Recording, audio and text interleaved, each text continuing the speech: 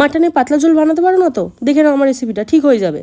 মাটনটাকে প্রথমে ধুয়ে নিয়ে নুন, হলুদ, লঙ্কার গুঁড়ো, ঝাল লঙ্কার গুঁড়ো, কাশ্মীরি লঙ্কার গুঁড়ো দুটোই দেবে, কিন্তু কালার ভালো আসবে। ওর মধ্যে টক দই, রসুন বাটা, আদা বাটা, কাঁচা লঙ্কা, তেল দিয়ে ভালো করে মাখিয়ে নেবে। একটা কড়াই তেল গরম করবে, আমি সাদা তেল দিচ্ছি, তোমরা কিন্তু সর্ষের তেল দেবে, সর্ষের তেল শেষ ছিল আমার। ওর মধ্যে জিরা, শুকনো লঙ্কা, তেজপাতা, গোটা গরম মশলা ফোড়ন দিয়ে পেঁয়াজ ভেজে নেবে। আদা, রসুন, কাঁচা লঙ্কা, তারপরে একটু টমেটো আর নুন দিয়ে ভালো করে কষিয়ে নেবে, অল্প অল্প করে দেবে কারণ ম্যারিনেশনও ছিল।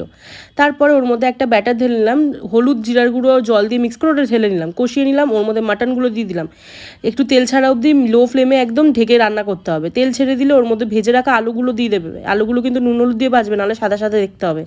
আবার খুলে নিয়ে কয়েক কোয়া রসুন দেবে, এটা নাও দিতে পারো তোমাদের পছন্দ মতো, কিন্তু একটু জল প্রেশার করে গরম করে ওর মধ্যে মাটনটা পুরো দিয়ে একটু নুনটা টেস্ট করে দিয়ে দেবে। 5টা সিটি মারবে একদম মিডিয়াম ফ্লেমে, পারফেক্ট সেদ্ধ হবে। নাবি নয় একটা বাটিতে গরম ভাতের সাথে সার্ভ করো, একদম ঠান্ডা হলে কিন্তু চলবে না। গরম গরম খেয়ে দেখো কেমন লাগে।